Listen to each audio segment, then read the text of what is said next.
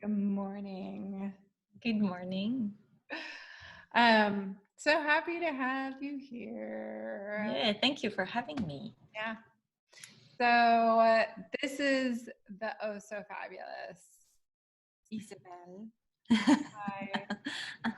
Yeah, exactly. My oh so sexy French friend, colleague, uh, who is right now in New York City, actually. So she's very, very worldly and global at this point. International. Yeah, exactly. So Izzy is one of my colleagues. We do leadership development. She is also an incredible, incredible coach and a wonderful friend. And we're so happy to have you here today. We are going to be talking about a coaching concept that we call naturally creative, resourceful, and whole. Do you want to talk about that? Can you what do you think when you think of naturally creative, resourceful, and whole? Yeah. What do we think? Yeah, it's a concept that was introduced to me like this when I started coaching. But I realized that this was something I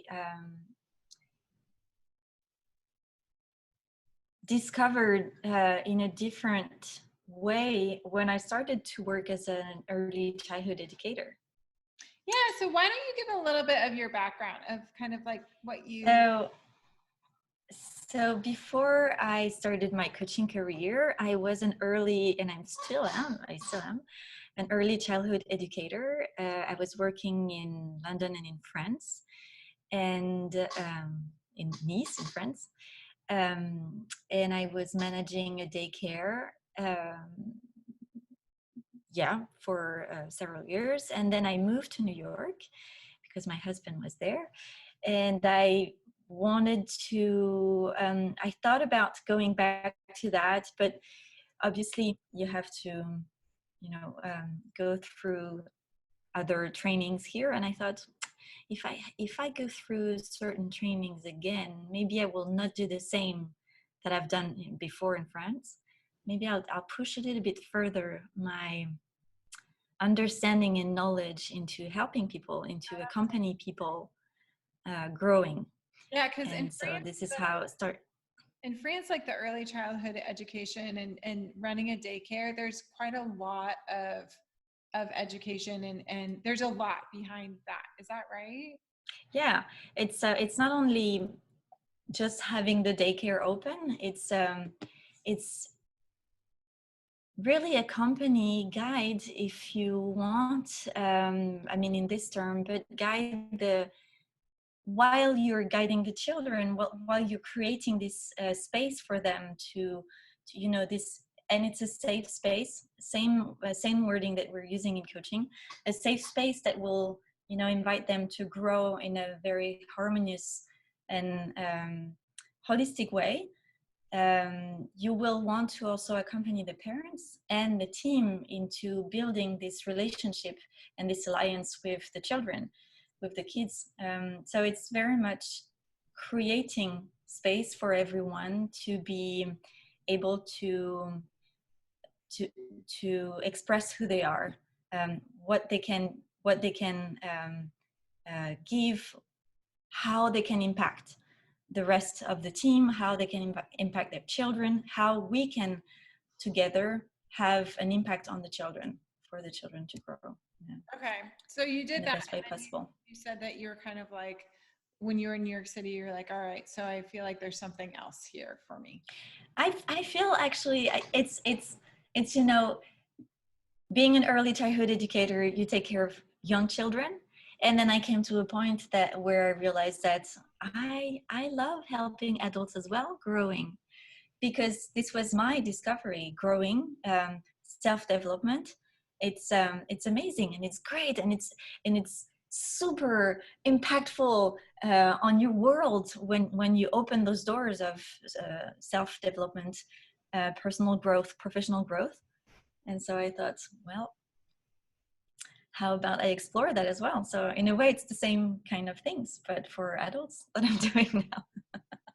So I and love that. in it. I feel like you're like the perfect person to talk to about this naturally creative, resourceful, and whole thing, because I feel like there's such a tension with this, and working with children is a really it's kind of almost like an in your face way to see the tension that is between the two.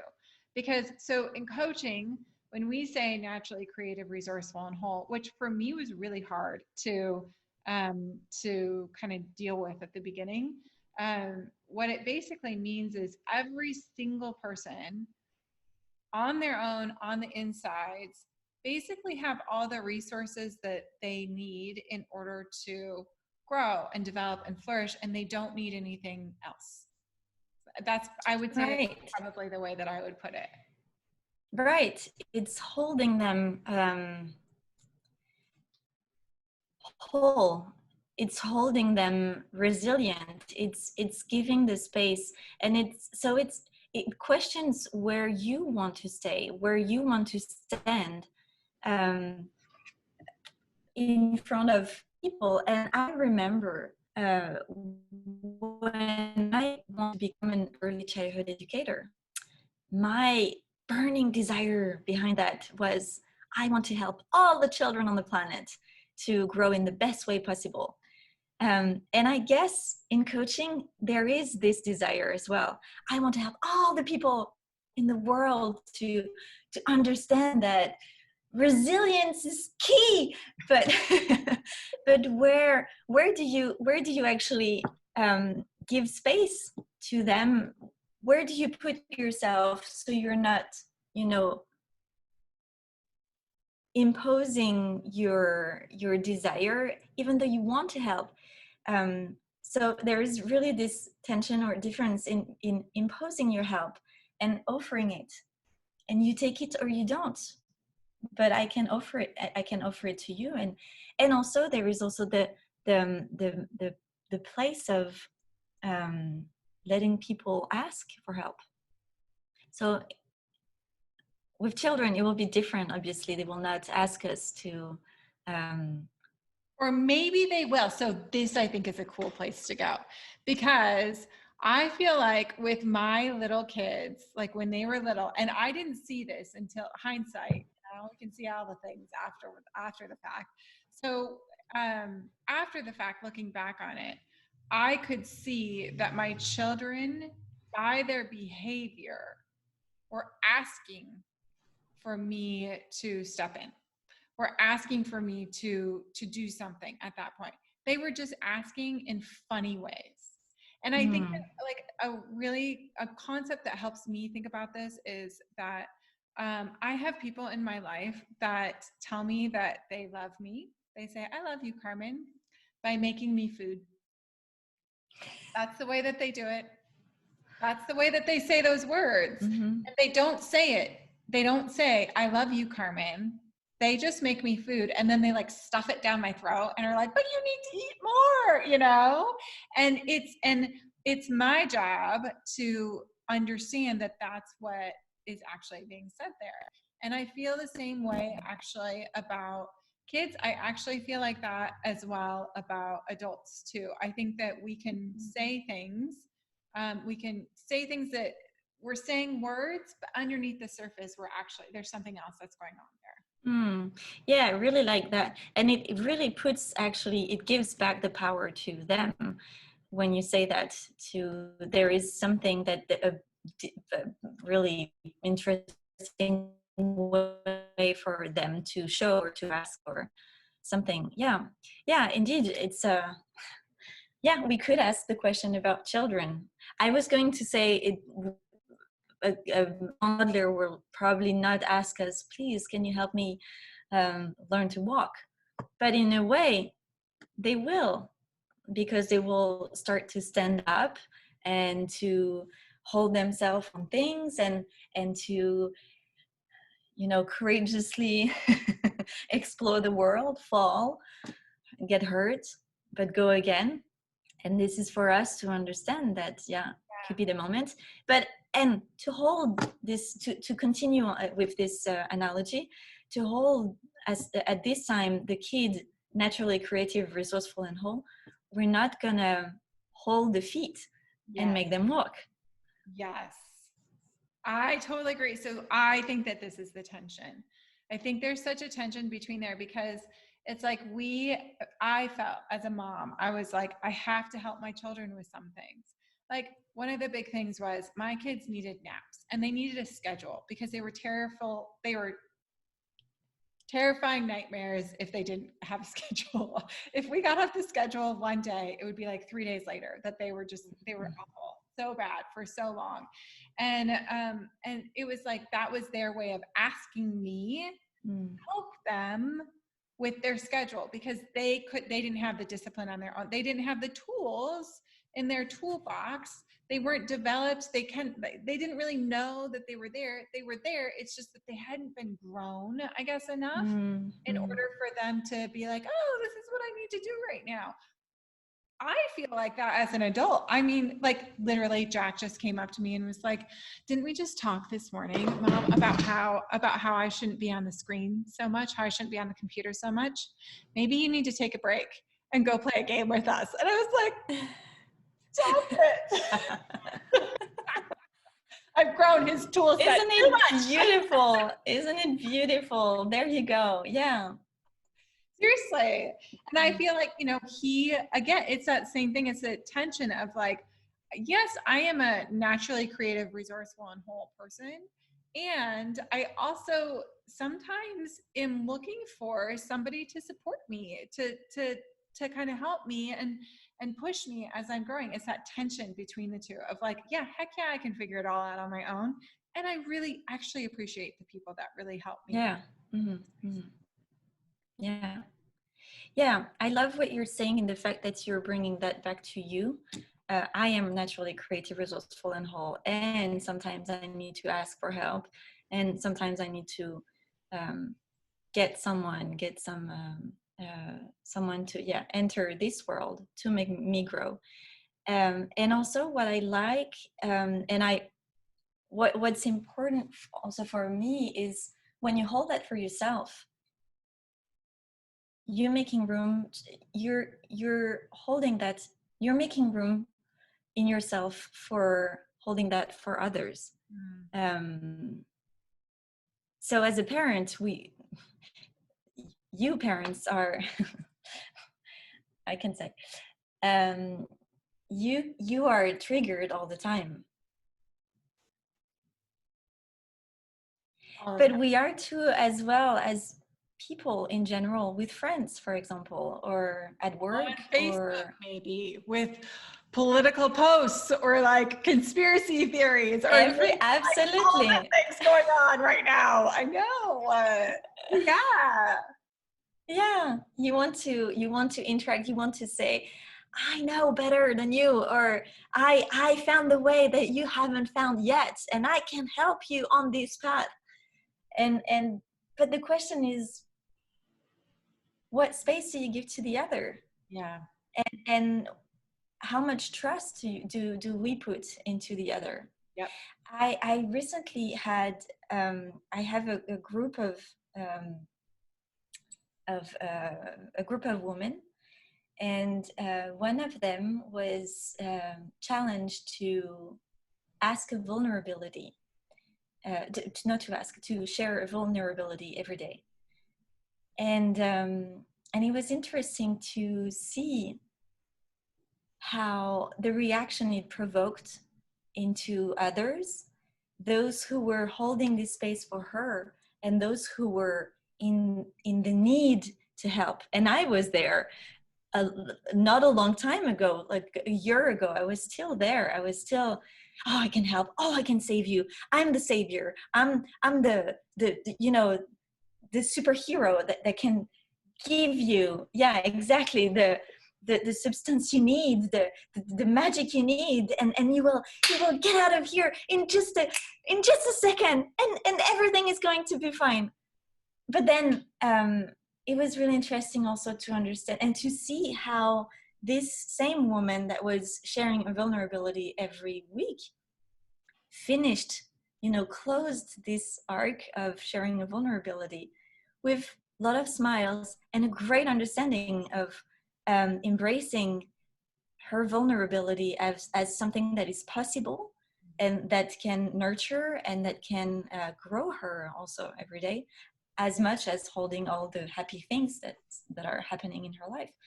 And she was all smiley and beautiful and whole and standing, you know, at the end of the week. And you know, and it was I think it's a great example of how we can hold people in their own space, in their own pace of growing, and how much they can do on their own. Yeah. I think that it's just, for me, this in between is such a fascinating place in between these two very specific concepts. I love the tension in the in between anyway. And these two in between, I think that this is something, so I have heard since this whole lockdown has happened, I've heard a lot of domestic violence stuff going on in my neighborhood because the windows are open now and we can all hear this. And it's like, so do I just hold them, naturally creative, resourceful, and whole, and be like, they're going to figure that one out on their own, you know? Or do I go and offer something? Or do I like go storm in and be like, come on out of here, we're going to go, you know, like, what do we do in those situations? And I think that this is, for me, this beautiful place that I think, are going right now, which is understanding that we can't be in search of the perfect. And by perfect, if we define perfect as everything turning out according to plan, I plan something, it's going to end up this way, you know? And if that's our definition of perfect, which is the definition, that's the paradigm that we're holding, I feel like we're holding right now in society. At least I definitely did for a really long time. I've redefined it recently. And if that's the paradigm that we're holding, I feel like that paradigm is shifting right now. And that we're getting to this point of like, oh my gosh, it's like there's no perfect solution to this right now. There is going to be suffering. No matter what we do, somebody's going to lose out somehow. And then for me, the question is, now what?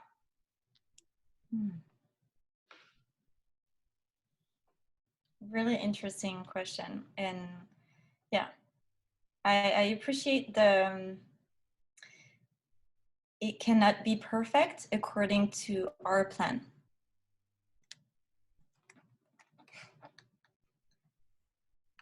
Our plan. Yeah. Plan. Yeah, and so indeed it's hard. And I had a discussion this morning with someone who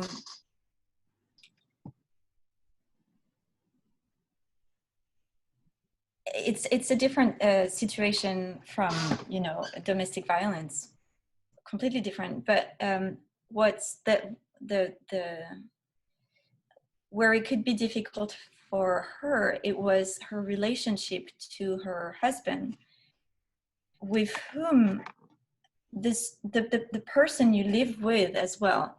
You're not going to say, oh, I'm going to hold you naturally creative, resourceful, and whole, when sometimes it has an impact also on you, or you can, but the consequences of that are for us together. So how can we design something together? So it's not just, yeah, I'm holding you naturally creative, resourceful, and whole. Sometimes obviously there are some calling or some urge to invite something to change, to shift. But again, when we do that, when we invite the change, or when we push the shift, or then again, it's back to them. But we did our part. We did something different, probably. We did, and it's the question here: with domestic violence, what can you do and not do? And where is your understanding of that? What is your impact? What can, I don't know, what space can we give?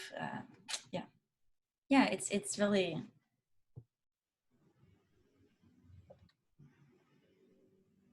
yeah. I would like to invite everybody here to notice that Izzy and I know all of the perfect answers to this. Have you realized that at this point? We have this all super well figured out, by the way. We know. And it's our plan. It's our plan for you to think exactly just like us. Yes, exactly. So this is like, this I think is when we get to that fascinating place where we're like, I don't know. I know some things, I know some stuff, and I know some stuff about myself. I don't know the answer that's going to make it all turn out magically okay. I might have some feelings about what the next step might be, but I don't know what that magical answer is. And I think when we get here and we realize that this is the deal, that I love this, that people are naturally creative, resourceful, and whole. And people get stuck and look for help and are broken. And I feel like when we can hold both of those things together and understand that both of these kind of almost like parts of us live inside of each one of us, and as all of us together as a society, as a community, as a whole, we live in the tension between both of these things. And when we can kind of dance together in this and just have a relationship with each other where we're open and free to talk about this, I think that that's, for me, where we can find the steps, the next steps. It's so funny that you're saying that. See how we have it all figured out, and it's I think it's part of it as well. It's how do you hold yourself in general? Do you know everything? Do you want to be the one that knows everything and has all the answer, or do we want also to stay in this humble place of, actually, I don't know, but what I can tell is that my intuition is telling me this or that, or I'm available for you if you want to, but actually, I don't know. I have no fucking clue. Yeah. I'm not the magic fairy with all the magic answers. And it's so interesting because when my kids were little, it's almost like I needed to hold that line for them, so that they needed me to be the magic fairy that kind of like figured it all out for them. And now as they're getting older, it's such a relief to not have to do that. And I feel personally like I don't think we can skip over that part. So I had a conversation with my brother about this, where I feel like this is one of the fundamental differences between Republicans and Democrats. And so, yes, I'm going to go there. So in the United States, there's like the liberals and the conservatives. Yeah, I know. So I feel like the Democrats, by and large, feel like people get stuck and need help and are broken. And they're like, let's do that. Let's go and do that, And then I feel like the conservatives, by and large, are like, people are naturally creative, resourceful, and whole. They're going to figure that one out on their own. Let them just go figure that one out on their own, And it's so funny because they're both true. Like, could it be both? Like maybe they're both true. And so how do we then sort of try to bring that together into this space of like, yeah, sometimes that, I don't know, like how are we holding ourselves together as a community with the both? I like the yin and yang kind of also that you're, it could be an interesting question to be able at some point to hold someone naturally creative, resourceful, and whole, do we have to fall into the trap of giving help whenever it's not necessarily needed? Or is it a trap or not when you have young children? But again, it's a matter of perspective. Yeah, that's interesting to ask this question. I think we've all been somewhere where we felt that we had the answer and we knew better. Oh yeah. And where I'm there. In response to that, we had a closed door. Like, no, thank you. No. No, not the right thing, not the right time, not the right person. And we feel like, what? Are you kidding? I mean, I'm the one who has all the right answers. And then we figure out that this person 1 week later, 1 day later, 1 year later, or sometimes later, find a way that is just the right way for this person. And it was at the right time and with the right person. This was this person who decided and who made those choices. And so that's interesting. I think we've all been there, and it's, I think what we're inviting here is the reflection on, remember those moments? Well, what can you get out of it? And what's telling you, and how can you serve the purpose of helping? Absolutely. And sometimes it's not helping, it's not saying something, it's just staying back and or just simply say, I don't know. Yeah, definitely. I love this because I think that one of the really big things that all of this gave to me personally was a personal understanding about just how naturally creative, resourceful, and whole I am as a human being. And that I can find the answers. It's just about knowing myself enough to hear the kind of gnarly voices in my head that are holding me back, not let them take over, and find all of the resources to get to that I already have everywhere, and even seeing those resources for what they are, seeing the gifts that the universe gives me every single day for what they are, and then going to the place that's being called. And I think that is probably one of the most powerful things that has come to me from this. Yeah, and don't you feel even more proud when you figure out those things and you feel it comes from you? Because it does. It kind of comes from us. It comes from the us place. It's just it's me too. But you had the power and you were making those choices. Yeah. Definitely. It is very much that place of like such strong realization of just how much I can do. And so I think that this is I think this is why I'm so passionate about working with women, because I think that women are such nurturers. And I think that we're taught from such a young age to go help other people and really nurture and all that kind of stuff. And it puts in our heads that I need help too, and I think it's like we should stand in that tension. I don't think that we should just abandon everyone. I really don't. I think that we should stand in tension. I just think that there's like, I love that analogy of like the target practice of like, okay, so you're kind of like you want to get to the middle here, you know, and you're shooting down here. So like you're a super nurturer. You're a very, very nurturing person.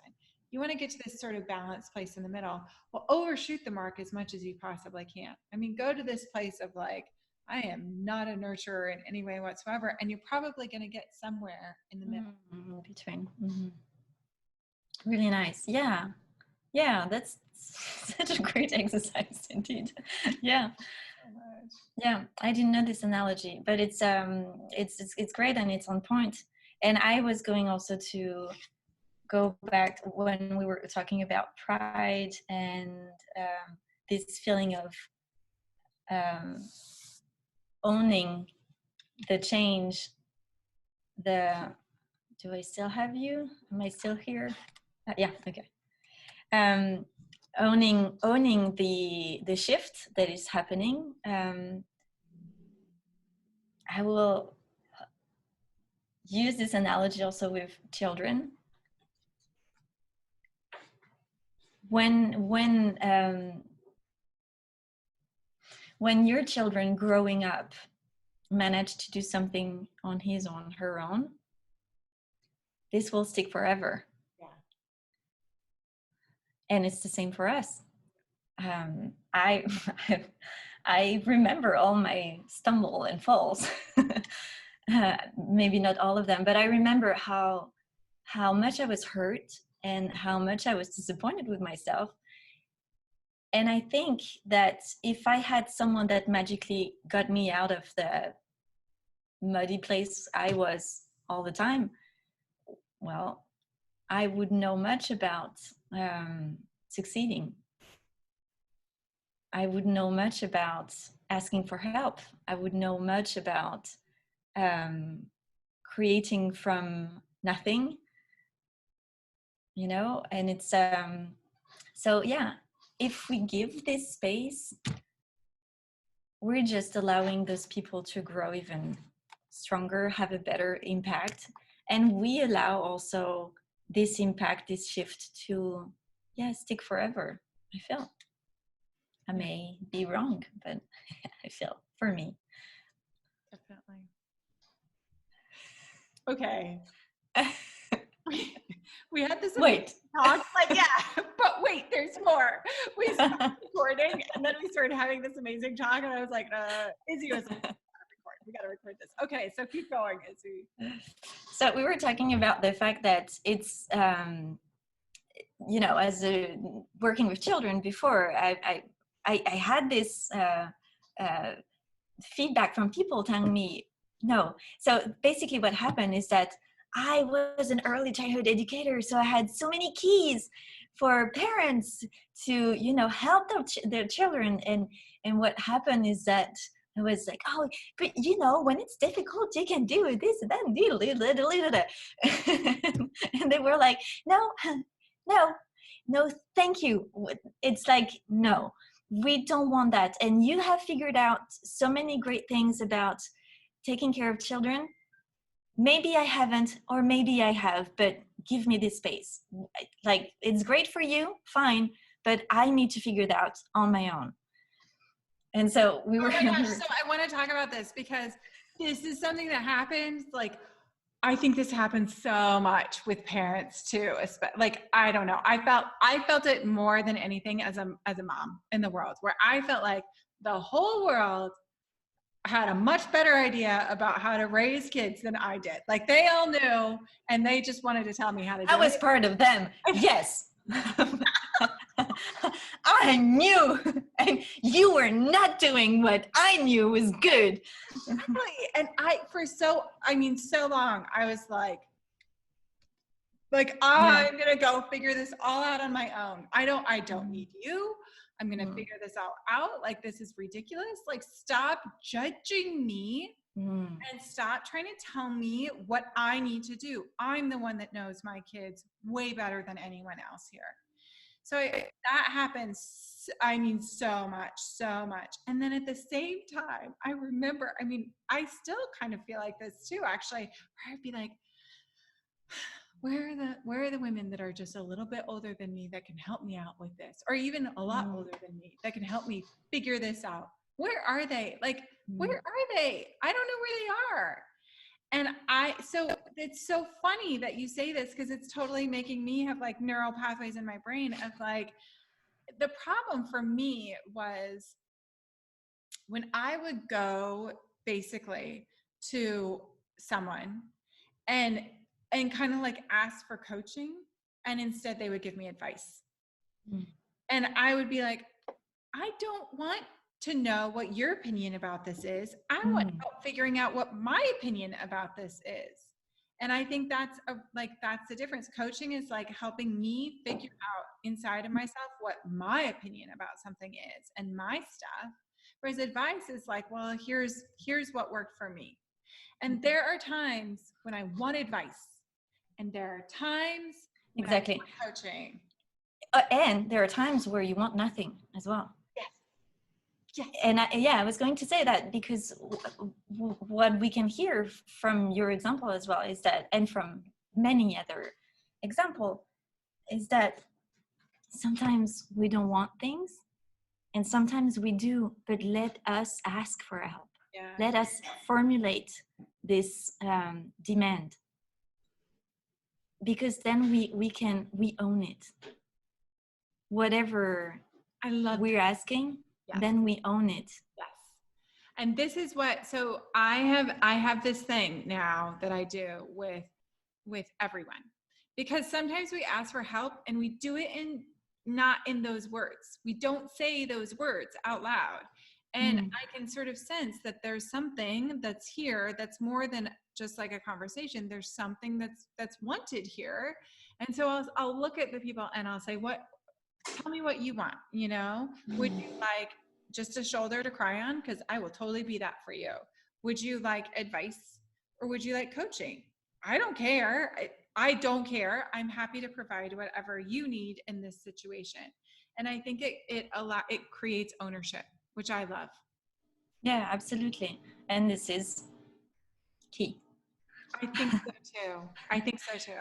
And this is why I think partially why I'm so passionate about these Becoming Superwoman clubs, because I really see it as this space where people who are trained in all of those different facets, who have some advice to give, who also know how to coach, and who also know how to just be that space, for when we need that space, like for those women to come and support the other women that are out there in the world because I felt so much like that's what I wanted and I missed it so much. And now I hear this from women all over the world that are saying the exact same thing. They're like, where are the mentors? But then they'll get hooked up with a mentor and they'll be like, this is not helpful. And I think it's because it's like this kind of confluence of all of these things that need to come together. So Izzy is one of the amazing, amazing co-leaders that ran one of our pilot Becoming Superwoman clubs. And we are right now re-upping it based on the feedback. And Izzy is running, I think, at least one more pilot too. Are you doing two? One French and one English, yeah. Okay. Pilot program to do this, and it's the leadership development stuff that we do together as a group with other women and people who end up being lifelong friends and end up going and doing really amazing things. It's really cool to see the stuff that's come out from the Becoming Superwoman pilots that we've run. So if you're interested, we're opening it up in September as a paid program. If you want to get in before you have to spend any money on it, let Izzy know, and she'll try to find space for you and her. Yeah. It's still free. Jump on it. Exactly. All right. Well, thank you so much for being here. As always. Thank you. Thank you. Grazie mille. Thank you for making me grow, for questioning things that we think we know, actually. And for, continue this learning for me as well. Such a fun place. Such a fun place to be. Exactly. Yeah. We all learn from each other. All right. Well, have a beautiful, beautiful rest of your day. And I love you so. Thank you. You too. And I will see you shortly. Bye-bye. Bye-bye.